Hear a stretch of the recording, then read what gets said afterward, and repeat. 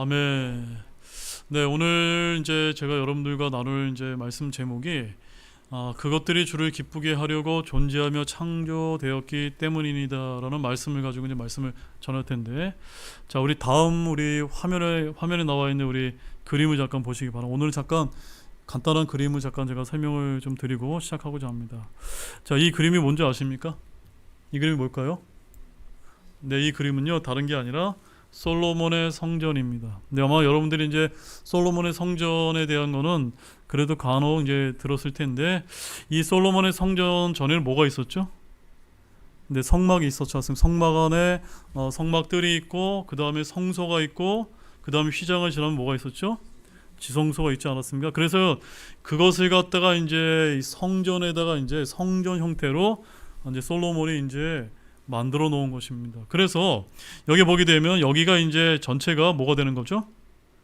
성막들이 되는 것이고, 그 다음에 여기가 어딜까요? 여기가 이제 성소가 되는 겁니다. 그 다음에 요 앞에 이제 휘장이 있고, 여기에 들어가면 이쪽이 어딜까요? 예, 여기 잘 안 보이시군요. 네, 커서 때문에. 네, 여기가 어딜까요? 여기가 지성소고요. 그 다음에 여기가 성소고요.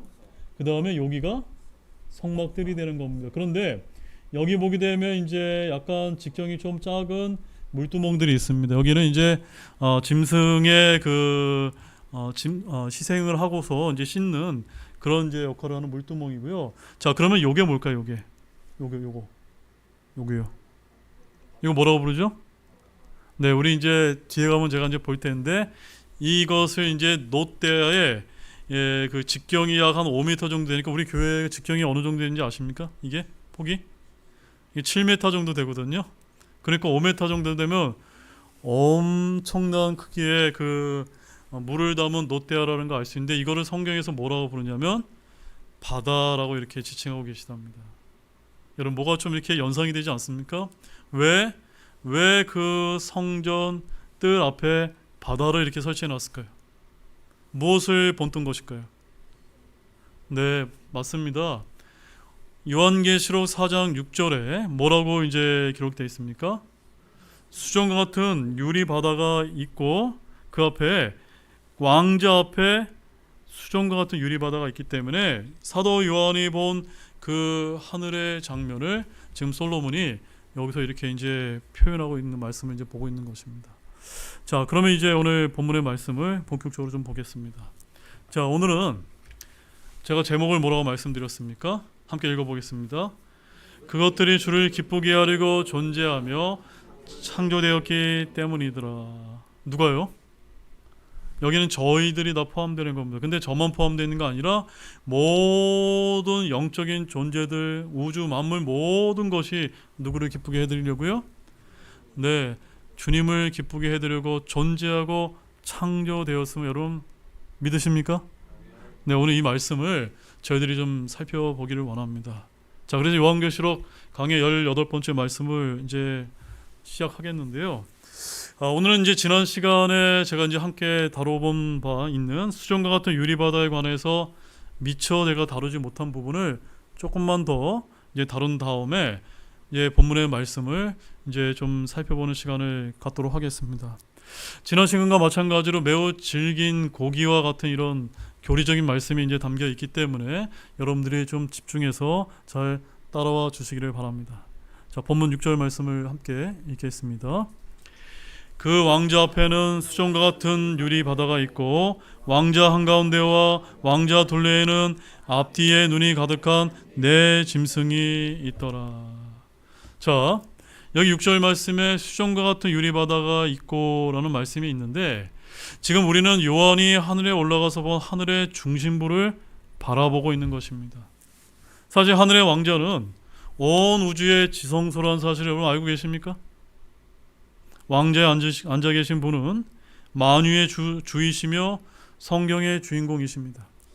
왕자에 앉으신 분의 모습, 또 왕자 뒤에 있는 무지개의 모습, 또한 왕자 둘레 24 장로, 또 왕자 앞에 있는 7 등불을 보았습니다. 이제 왕자 어디를 보여주고 있죠? 앞을 이제 보여주고 있습니다. 왕자 앞에는 뭐가 펼쳐져 있죠? 수정과 같은 유리 바다가 펼쳐져 있습니다. 이 바다는 문자 그대로 바다입니다. 우리는 하늘들 위에 물들, 즉 바다가 있다는 사실을 우리가 지난 시간에 아주 자세하게 살펴본 바 있습니다. 자, 지난 시간에 살펴본 내용을 간략하게 이제 다시 한번 좀 우리가 요약을 하자면, 성경의 기록에 따르게 되면은 수정과 같은 유리바다를 가리켜 시편 148편 4절에서 뭐라고 지칭했죠? 하늘들 위에 있는 물들이 됐죠. 하늘 위에 있는 물들이 아니라 뭐라고요? 하늘들 위에 물들이. 왜 하늘들입니까? 첫째 하늘, 둘째 하늘, 위에 셋째 하늘 사이에 있는 물들이기 때문에 성경이 정확하게 하늘들 위에 물들이라고 표현하고 있는 것입니다. 이 물들은 지구에 있는 대양의 물들이 아닙니다. 하나님은 창조 때 우리 창세기 1장에 가보게 되면 물들을 나누셨는데, 우리가 하늘이라고 부르는 궁창은 물들 사이에 있었습니다. 어디 물들 사이에 있었죠? 궁창 위의 물들과 궁창 아래의 물들이 있다라고 창세기 1장 7절에서 기록을 하고 있습니다. 이 물들은 또한 성경에는 깊음이라고 이렇게 표현하기도 하고 물들이라고 표현하기도 하는데, 자, 우리 지난 시간에 살펴본 욥기서를 잠깐만 또 이어서 좀 보겠습니다. 욥기 26장 9절 10절 말씀을 읽어보십시오. 그분께서는 자신의 왕자의 정면을 숨겨두시고 자신의 구름을 그 위에 펴시며 낮과 밤이 끝날 때까지 경계를 두어 물들을 둘러싸시느니라. 우리가 여기서 뭐 어떤 사실을 알 수 있습니까? 셋째 하늘에 하나님의 그 왕자 정면을 숨기고 계신데, 뭘로 숨기신다고요? 물들로 숨기신 겁니다. 물들로. 1차적으로. 예. 그 물들이 뭐라고 오늘 계시록 4장 6절에 표현하고 있죠? 수정과 같은 유리바다다. 즉 둘째 하늘과 셋째 하늘을 숨기는, 가리는 또 경계선의 물들을 우리가 수정과 같은 유리바다다, 궁창의 물들이다, 하늘들 위에 물들이다 라고 이렇게 표현하고 있습니다. 즉 우리는 성경에 기록된 그대로 읽고 믿으면 되시는 겁니다. 여기에 어떤 추론을 하거나 상상을 하거나 왜곡할 필요가 있습니까? 없습니까? 전혀 없는 것입니다. 욥기서 37장 18절 말씀도 잘 한번 보십시오. 읽어보겠습니다.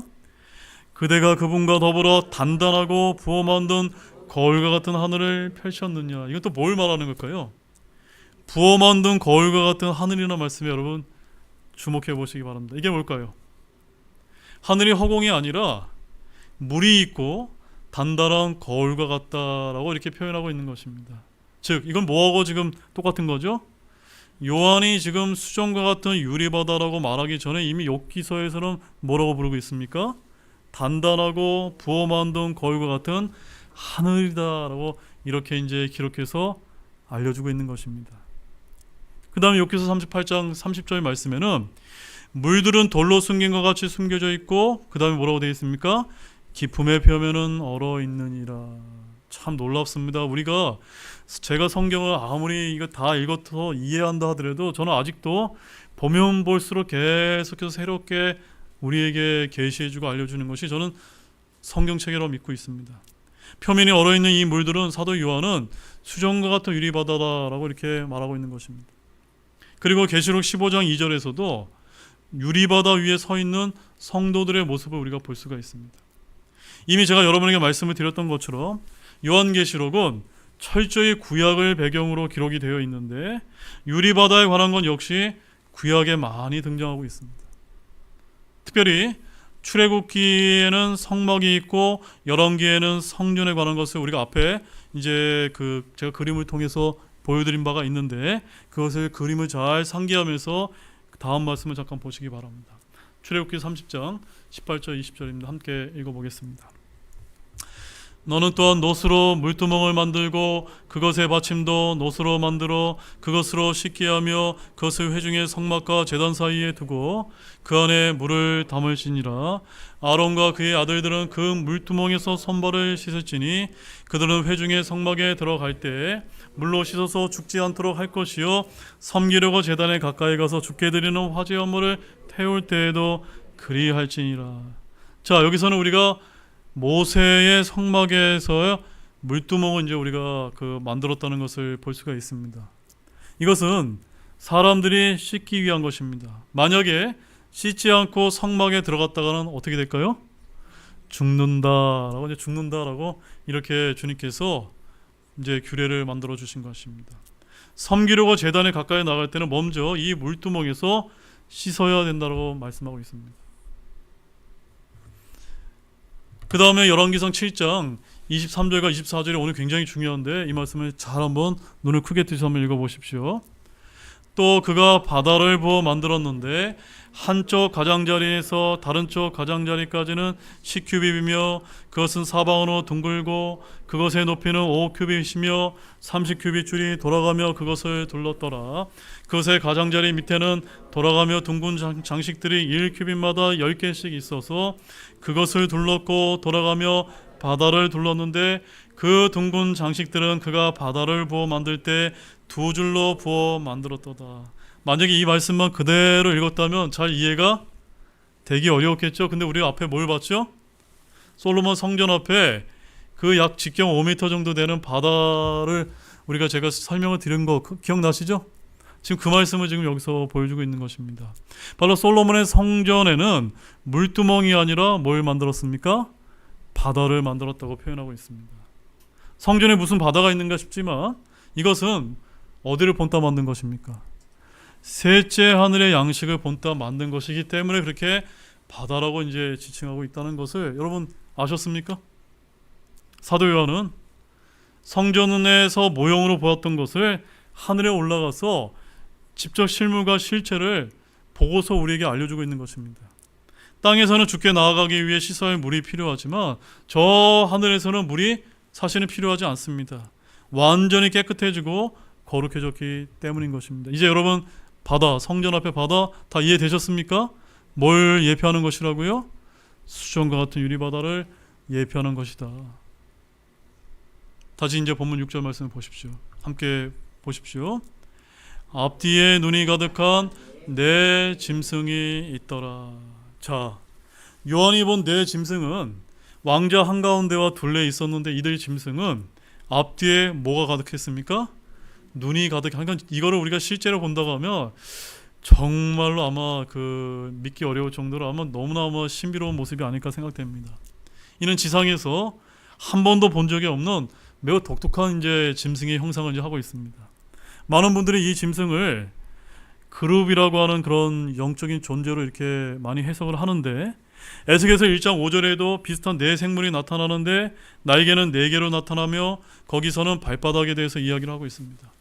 그리고 에스겔서 10장에 등장하는 그룹들도 비슷한 영물들이나 그들에게는 또 바퀴들이 있고 또 바퀴들에는 사방으로 눈이 가득하다라고 이렇게 기록하고 있기 때문에 여기 계시록에 나타난 네 짐승과 에스겔서 1장과 또 살아있는 창조물이나 또 에스겔서 10장의 그룹들을 하나로 연결시키고 있는데 사실 그것은 그렇게 연결시키기가 간단한 문제가 아니라는 점을 여러분에게 강조를 드립니다.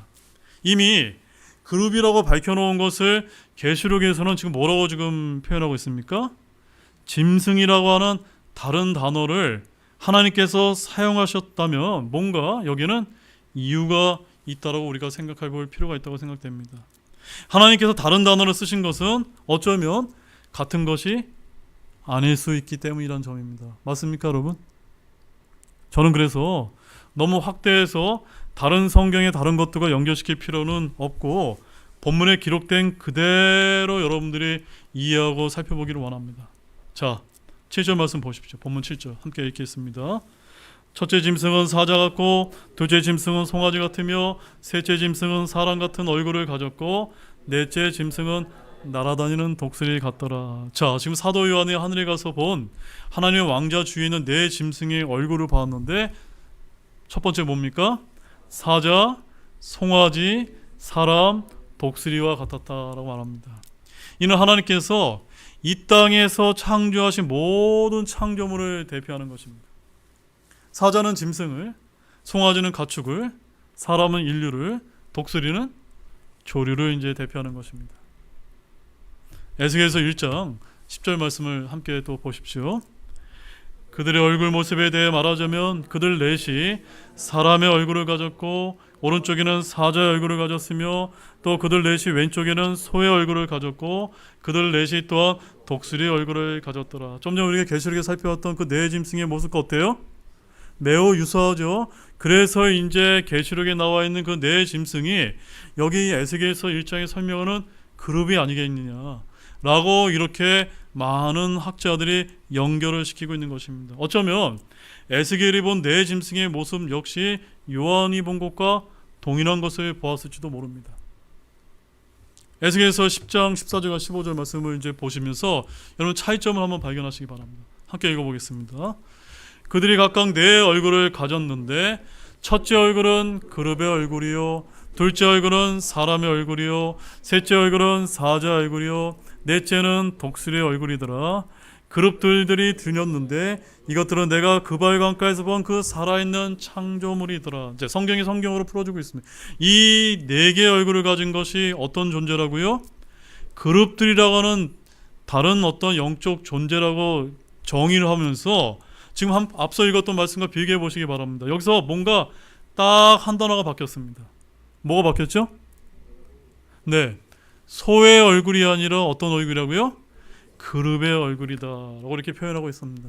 즉, 이 그룹의 얼굴이 소의 얼굴이라고 표현하는 것으로 봤을 때 이 그룹의 대표는 네 얼굴 중에 뭐가 대표입니까? 소라는 것을 알 수가 있습니다. 어쩌면 그래서 우리가 저 이제 인도에 가보게 되면 인도 사람이 뭘 숭상합니까? 소를 숭상하는 겁니다. 여러분 저 뉴욕에 가보게 되면은 저기 그 뭡니까 그 우리 황소 동상 있는 거 아시죠? 전 세계 경제를 움직이는 그런 것들이 하나 이런 영적인 흐름이 어쩌면 이어지는 거 있을지도 모른다는 사실을 여러분 기억하기를 원합니다. 성경은 의도적으로 소의 얼굴을 그룹의 얼굴이라고 이렇게 표현하고 있는 것입니다. 즉 이스라엘이 금송아지를 또 만들었다는 거 여러분 기억나시죠? 왜 금송아지 만들었을까요? 다 바로 그룹과 관련된 것입니다. 바로 우상숭배에 빠져든 것 역시 모두 소와 관련되어 있다는 것을 보여주는 것입니다. 특히 루시퍼는 어떤 존재였습니까? 기름 부음을 받는 덮는 그룹이었다라는 말씀 기억나시죠? 에스겔서 28장 14절 읽어보시기 바랍니다. 너는 기름 부음을 받는 덮는 그룹이니라. 이게 누굽니까? 루시퍼 얘기하고 있는 것입니다. 이 그룹은 하나님의 그 왕자를 어떻게 해요? 덮는 그룹이었다. 그러니까 그룹이 4개가 있는데 그 중에서 이 5번째는 주의 왕자를 덮는 아주 특별한 역할을 하는 그런 존재가 누구였다고요? 루시퍼였다. 왕자 주변 사방에 있는 다른 그룹들과 달리 왕자 위에 있는 덮는 그룹으로 있었는데 이자가 바로 용이요 뱀으로 이렇게 대표가 되는 것입니다. 이 그룹은 기름 부음 받는 그룹이었습니다. 즉 메시아 그리스도의 문자적인 의미가 기름 부음을 받은 이라는 뜻을 갖고 있다는 거 여러분 알고 계시죠? 그가 바로 나의 왕자를 외치는 것은 그가 바로 기름 부음을 받았고 주님이 그를 그렇게 세웠기 때문인 것입니다. 에스겔서 28장 16절입니다. 함께 읽어보십시오. 내 무역이 많음으로 그들이 내 한가운데서 폭력으로 가득 채우며 내가 죄를 지었도다. 그러므로 내가 너를 더럽게 여겨 하나님의 산에서 쫓아내리라. 오 덮는 그룹아, 내가 너를 불타는 돌들 한가운데서 끊어 멸하리라. 지금 뭘 말씀하고 있는 것입니까? 그 하나님의 왕자의 덮는 그룹 역할을 했던 이 루시퍼가 스스로 자가 발전해서 그 안에 불법이 생기며 타락함으로 말미암아 불법이 발견되고 교만하게 되어 자신을 높이고 하나님께 반역하여 하나님으로부터 어떻게 됐다고요? 끊어지게 되었다 라고 이렇게 표현하고 있고, 그 영광스러웠던 루시퍼가 그제서야 이제 사탄 마귀가 되었다라는 것을 성경이 우리에게 이제 보여주고 있는 것입니다. 따라서 우리가 사탄 루시퍼라고 말하는 존재가 바로 한때는 어떤 존재였다고요? 기름 부음을 받는 덮는 그룹이었다는 사실을 우리가 이제 이 에스겔서 말씀을 통해서 알 수가 있는 것입니다. 자, 본문 8절 말씀 보십시오. 함께 읽어보겠습니다. 내 짐승 즉 그것들이 저마다 자기 둘레에 6날개를 가졌고 그것들의 안쪽에는 눈들이 가득하더라. 또 그것들이 밤낮 쉬지 않고 이르기를 거룩하다 거룩하다 거룩하다 주 하나님 전능자여, 그분은 전에도 계셨고 지금도 계시고 앞으로 오실 분이시니라 하더라. 여러분, 그룹은 날개가 있습니다. 근데 에스겔서에 나와 있는 그룹은 날개가 몇 개인지 아십니까? 날개가 4개입니다. 근데 여기는 지금 날개가 몇 개 있습니까? 6개가 이제 존재하고 있다라고 해서 같은 존재일 수도 있고 어쩌면 다른 존재일 수도 있기 때문에 저는 여러분에게 분명히 말씀드리지만 여기 나와 있는 존재는 뭔가 좀 더 특별한 이제 영적인 존재를 하나님께서 설명하고 있지만 그룹과도 비슷하고 스락과도 비슷한 이런 모습을 취하고 있다라고 이제 우리는 문자 그대로 이제 읽으시면 되는 것입니다. 그러면 날개가 있습니다. 근데 천사는 남자의 모습이고 날개가 없습니다. 왕자 주변에 있던 그룹들은 6날개를 가졌고 그것들의 안쪽에는 눈들이 가득합니다. 우리는 오늘 요한을 따라 하늘에 올라가 보았는데 그곳에는 우주의 창조주시요 주제이신 하나님이 계신 것입니다. 잘 한번 상상해 보십시오. 왕자 둘레를 승리한 교회를 예표하는 누가 앉아있죠? 24 장로가 앉아있습니다. 이것이 얼마나 감격스럽고 영광스러운 모습입니까? 바로 저와 여러분들의 모습인 것입니다. 아멘이십니까? 그리고 그 앞에는요 수정과 같은 유리바다가 왕자 앞에 펼쳐져 있고 또한 성령을 나타내는 7영이 있으며 또한 4 짐승이 이제 있는 것입니다. 바로 우주의 통치 본부를 말해주고 있는 것입니다. 우리가 주님의 은혜를 입어 이 계시를 믿을 수 있게 된 사실이 얼마나 감격스럽습니까? 맞습니까 여러분? 그래서 저와 여러분들이 주님을 찬양하기를 원합니다. 우리는 지금 이 사도 요한의 계시를 통해 셋째 하늘을 지금 보고 있는 것입니다. 우리가 눈으로 보는 하늘은 늘 비어있는 것 같지만 그것은 우리의 육신적인 시각으로 볼 때 그럴 뿐인 것입니다. 성경은 우리에게 하늘의 한 왕자를 보여주는데 그뿐만 아니라 그 왕자 주위에 누군가가 앉아 계십니다. 바로 온 우주의 왕이신 하나님이 앉아 계신 것입니다. 그뿐이 아닙니다. 그 왕자 둘레에는 24 장로들이 있고 바로 하나님을 중심으로 한 교회입니다. 그들은 모두 다 흰옷을 입고 있고 금왕관을 쓰고 있는 것입니다. 본문 이사야서 6장 3절 말씀을 읽어보십시오. 하나가 다른 하나에게 외쳐 이르되 거룩하다 거룩하다 거룩하다 군대들의 주여 그분의 영광이 온 땅에 충만하다 하니 이 거룩하다 거룩하다 3번 이렇게 외치는 이 존재들이 누군지 아십니까? 성경의 스랍들이라고 하는 하나님의 그 왕자 주변을 날아다니는 스랍이라고 하는 또 다른 이제 그룹과는 다른 또 천사들과 다른 영적인 존재입니다. 이와 같이 앞서 우리가 그 계시록 4장에서 봤던 하나님의 왕자의 그 4 짐승이 뭐라고 지금 외치고 있습니까? 거룩하다 거룩하다 거룩하다 주 하나님 전능자여 라고 이렇게 밤낮 쉬지 않고 외치는 모습을 한번 상상해 보시기 바랍니다. 여러분 상상이 되십니까? 그런데 우리 하나님은 그와 같은 존재라고 말씀을 하고 있습니다. 그리고 이 4 짐승이 뭐라고 지금 하나님을 외치고 있습니까? 주 하나님 전능자요. 여러분 신약에서는 요한계시록을 제외하고는 거의 나오지 않는 고린도후서 6장 18절에 딱 한 번 나오는 표현이 바로 전능자라고 하는 표현입니다. 하나님의 속성 가운데 하나님은 전능하신 분임을 여러분 믿으시기 바랍니다. 만약 이 속성을 갖고 계시지 않는다면 그분은 하나님이 되실 수가 없습니다. 말씀 한마디로 만물을 창조하실 수 있는 분이십니다. 또한 태양을 물러가게 하실 수 있는 분이십니다. 주님께서 예레미야에게 보라 나는 주여 모든 육체의 하나님이라 내게 너무 어려운 일이 있겠느냐라고 예레미야 32장 27절에서 말씀하신 것처럼 우리 하나님께서는 무엇이든지 할 수 있는 그와 같은 분이십니다. 물론 하나님께서는 자기 자신의 성품에 따라 일치하지 않는 그런 것은 하실 수 없습니다. 그분은 자신의 신성한 성품에 따라 거짓말을 하실 수 없습니다. 약속을 취소할 수 없습니다. 구원받은 죄인을 그가 그리스도의 몸의 지체가 된 후에 다시 지옥에 보내실 수 없습니다. 그러나 자신의 성품에 일치하는 것은 무엇인지 하실 수 있는 전능하신 주 하나님이심을 믿으시기 바랍니다. 그 다음에 여기 3번째 찬양이 나오는데 그것은 뭘까요? 하나님의 영원성입니다. 여기 짐승들이 뭐라고 외칩니까? 그분은 전에도 계셨고 지금도 계시고 앞으로도 오실 분이시라고 놀랍게 지금 찬양을 하고 있습니다. 우리 역시도 이렇게 찬양하기를 원합니다. 내 짐승은 하나님께서 그들을 위해 무엇을 하여 주셨다고 찬송한 것이 아니라 하나님이 계신 것, 즉 하나님의 존재를 기쁘게 여겨 찬송을 하고 있습니다. 여기 우리 할렐루야 찬양대가 많이 있으시죠? 하나님께서는요 영원전에도 계셨습니다. 지금도 계십니다. 또한 앞으로 오실 분이십니다. 전에도 계셨다는 것은 다른 존재들은 다 이분에 의해 창조되었다는 말입니다. 바로 우리는 이와 같은 하나님의 영원성을 찬양하기를 원합니다.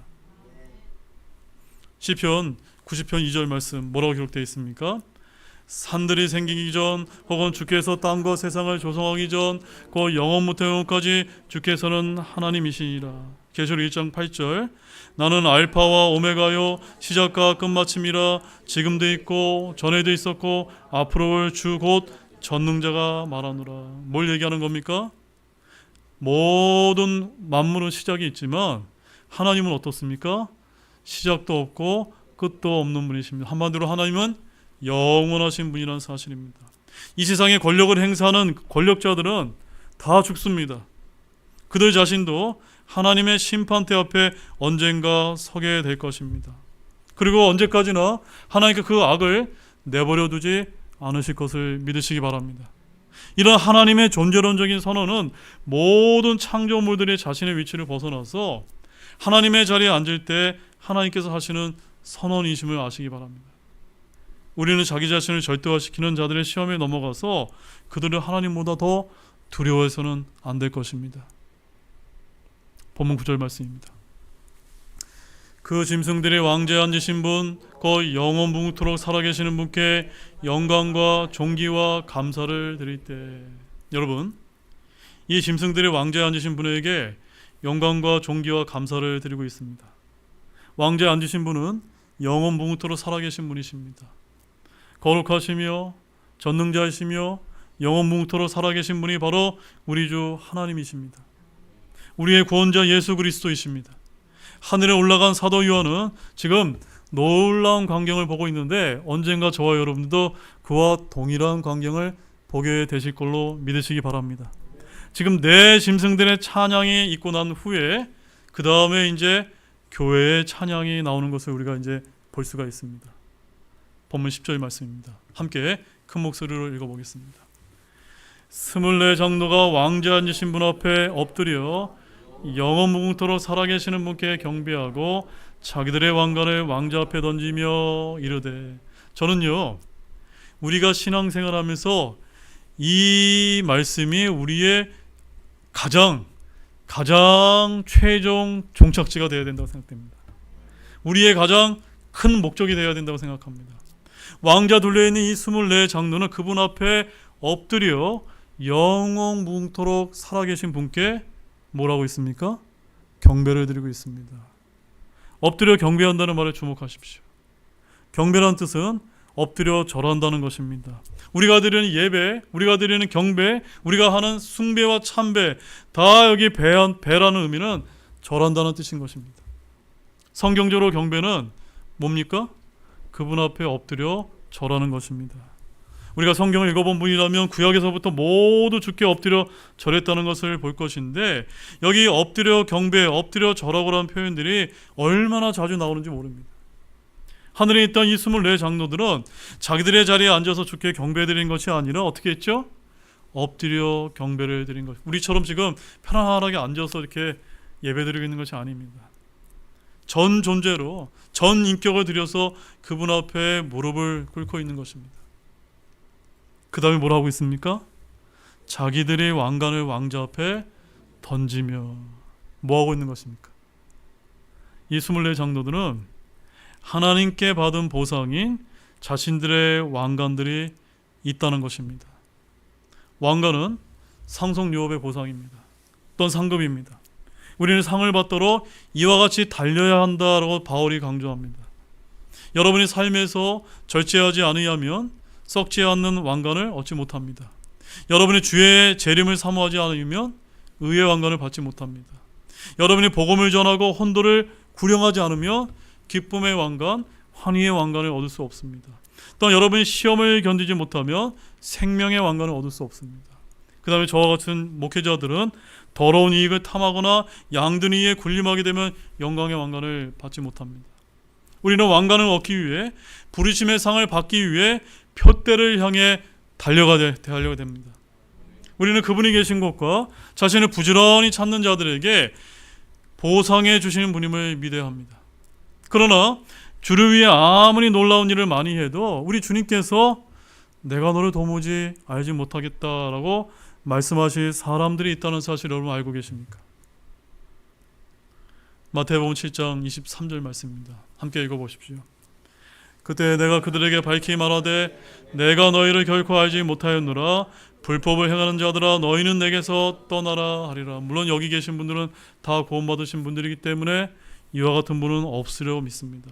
그러나 오늘날 한국교회 가운데 내가 구원받지 못하고 종교생활하는 그런 분들 가운데 아무리 놀라운 은사를 가지고 또 구제하고 선행하고 헌신을 했어도 아무런 보상을 얻지 못하는 분이 얼마든지 있을 수 있다는 사실입니다. 사랑이 없으면 그렇게 되는 것입니다. 사랑이 없으면, 또 사랑으로 행하지 않는 일은 내게 아무 유익도 없고 나는 아무것도 아닌 것입니다. 믿음으로 행하지 않는 것도 다 죄라고 말씀하고 있습니다. 사랑으로 행하지 않는 것은 아무것도 아닌 것입니다. 디모데후서 2장 5절 말씀 한번 읽어보겠습니다. 사람이 또한 우승하려고 애써도 적법하게 애쓰지 아니하면 왕관을 얻지 못하며. 제가 지난 시간에도 말씀드렸죠. 우리가 지금 이 독립침례교회에 나와서 바른 성경과 바른 교리를 알고 믿음 생활할 때 가장 우리가 장점이요 중요한 점 뭔지 아십니까? 이미 우리가 구원받았다면 그 다음에 어떻게 해야 됩니까? 상을 얻기 위해서 척박하게 절제하며 또 우승하기 위해서 우리가 달려야 된다는 사실입니다. 성도가 규칙대로 행하지 않으면 아무리 애를 써도 뭘 얻지 못합니까? 왕관을 얻을 수 없다는 사실입니다. 성경대로 믿고 성경대로 행하는 것이 그래서 중요한 것입니다. 우리가 주님을 믿을 때 그냥 믿는 것이 아니라 어디에 기록된 대로 믿어야 됩니까? 여기 성경에 기록된 대로 철저하게 우리는 믿어야 되는 것이 바로 우리 교회가 지향하는 것이 바로 그것이 아닙니까? 그래서 우리는 뭘 하지 않습니까? 크리스마스를 지키지 않습니다. 사순절, 고난절, 부활절 성경이 있습니까? 없습니까? 성경이 없습니다. 그런 것을 행하라는 말씀이 어디에 있습니까? 이교도들의 풍습을 교회의 전통이나 교리로 가르치는 것은 잘못된 일이고 그것을 지키게 되면 저 하늘나라에서 아무런 보상이 없는 것입니다. 여기 24 장로는 자신들의 왕관을 어떻게 하고 있습니까? 주님 앞에 던졌는데 이는 자신들이 받은 보상이 자신들의 수고와 노력과 애씀의 결과가 아니라 무엇임을 깨달았기 때문입니까? 주님의 은혜였다는 사실을 깨달았기 때문인 것입니다. 잘 들어보시기 바랍니다. 우리가 그 하나님 앞에 왕관을 쓰고 서 있을 때 내가 한 모든 일과 내가 한 모든 열매가 내가 아니라 주님이 내 안에서 행하신 일이기 때문에 우리는 왕관을 받을 자격이 원래 있습니까? 없습니까? 없다는 것을 깨닫는 자가 바로 올바른 이제 성도라고 저는 믿습니다. 저 하늘에서 우리가 받는 상급이 모두 주님께서 우리 속에서 일하신 결과임을 알게 될 때 우리가 받은 그 왕관이요 보상을 주님 앞에 기쁘게 던져드릴 수 있으리라 믿습니다. 이렇게 왕관을 던진 후에 24 장로들이 뭐 하는지 아십니까? 주를 찬양하는 것입니다. 만약에 내가 왕관이 없어요. 그럼 어떨까요? 주님을 찬양할 때 멋쩍지 않겠습니까? 뭘 좀 던지고 같이 좀 던지고 좀 찬양해야 여기 성경에 나와 있는 것처럼 진짜 주님이 받아주는 기쁜 찬양이 되리라 믿습니다. 자, 마지막 본문 11절 말씀입니다. 함께 읽어보겠습니다. 오 주여, 주께서 영광과 존귀와 권능을 받기에 합당하시니 이는 주께서 모든 것을 창조하셨고 그것들이 주를 기쁘게 하려고 존재하며 창조되었기 때문이더라 하더라. 자, 이 말씀을 여러분이 묵상해 보신다면 하나님께서 지금 우리에게 원하시는 것이 무엇일까요? 그럼 마음이 여러분 느껴지십니까? 하나님께서는요 내 짐승을 통해서도 아닙니다. 우주 만물을 통해서도 아닙니다. 누구를 통해서 이와 같은 찬양을 받기를 원하십니까? 우리를 통해서 이와 같은 찬양을 듣기를 원합니다. 어떤 찬양입니까? 바로 주께서 영광과 존귀와 권능을 받게 합당하시다고 바로 우리 신약 성도들의 입술의 고백을 통해서 받기를 원하는 것입니다. 자신들은 영광과 존귀로 왕관을 받게 합당하지 않습니다라는 것을 듣고 싶어 하십니다. 그래서 받은 왕관을 왕자 앞으로 던지는 것입니다. 주님을 알수록 우리는 자신이 아무것도 아닌 자임을 알게 됩니다. 자신이 뭔가 된 줄로 아는 자는 속은 자요 속이는 자입니다. 그래서 주께서 모든 것을 창조하셨고, 아멘이십니까? 주님이 모든 것을 창조하신 창조주이십니다. 그러나 그 모든 것은 왜 창조하셨다고요? 그것들이 주를 기쁘게 하려고 존재하며 창조되었기 때문입니다. 여러분, 우리 신약교회는요, 두 가지 사실을 분명하게 아는 자들임을 믿으시기 바랍니다. 몇 가지요? 두 가지입니다. 오늘 이거 제일 중요합니다. 하나는 따라해 보시죠. 주께서 모든 것을 창조하셨다. 그 창조된 것이 주를 기쁘게 하려고 존재하며 창조되었다는 것이다. 아멘이시죠? 만물이 왜 존재하며 주님은 왜 만물을 창조하셨는지를 밝히고 있는 것입니다. 우리는 주님을 기쁘게 하려고 존재합니다. 실존의 의미가 여기에 있는 것입니다. 나는 왜 살고 있습니까? 대부분의 현대인들은 어떻게 살아가죠? 자기를 기쁘게, 또는 자신의 즐거움과 쾌락을 추구하며 그것이 진짜 행복인 줄 알고 살아갑니다. 우리는 누구를 기쁘게 하기 위해서 살아야 됩니까? 주를 기쁘게 하려고 살아야 됩니다. 우리는 자신을 기쁘게 하지 말아야 됩니다. 이 세상의 모든 창조물은 우리를 위해 창조된 것이 아닙니다. 산과 바다와 들과 하늘과 초목과 짐승들까지 모든 창조물은 다 주를 기쁘게 하려고 존재하며 창조되었습니다. 우리에게는 쓸모없고 해악이 되는 그런 것까지도 모두 다 주를 기쁘게 하려고 존재하며 창조되었습니다. 그러므로 이 시점에서 우리는 무엇을 깨달아야 될까요? 모든 창조물이 원래 만들어진 하나님의 창조 목적으로 돌아가야 될 줄로 믿으시기 바랍니다. 우리가 하나님께 영광을 돌린다고 할 때 바로 이것을 의미하는 것입니다. 이제 결론을 맺도록 하겠습니다. 이 시간 제가 여러분에게 질문을 좀 드리도록 하겠습니다. 우리는 하나님의 창조 목적으로부터 얼마나 멀리 떨어져 있습니까? 맞습니까, 여러분? 만약 여러분이 아직도 이 세상에 있는 재물이나 또 남들이 자랑하는 미모나 건강이나 또 안일한 삶의 환경 때문에 본인은 물론 창조 목적으로 돌아가지 않은 이 세상의 악하고 망가진 상태를 보고도 마음 아파하지 않는다면 여러분은 이미 창조의 목적으로부터 멀어진 상태에 있음을 입증하는 것입니다. 여러분, 인생의 목적은 하나님을 영원하게 하고 그분을 기쁘게 하시는 것임을 믿으시기 바랍니다. 여러분의 인생의 목적이 창조 목적대로 하나님께 영광을 돌리고 주를 기쁘게 하는 것이 되지 않는다면 아직도 여러분들은 참된 신앙의 길을 걷고 있지 않은 것일지 모르는 것입니다. 나의 애착과 욕망이 십자가에 못 박지 않고는 창조의 목적, 그 하나님의 영광을 위해서 살 수가 없습니다. 따라서 오늘 여러분의 지각 안에 여러분의 이 땅에 존재하는 이유가 분명하게 인식되는 그와 같은 시간이 되셨기를 주님의 이름으로 축원합니다. 기도 마치겠습니다.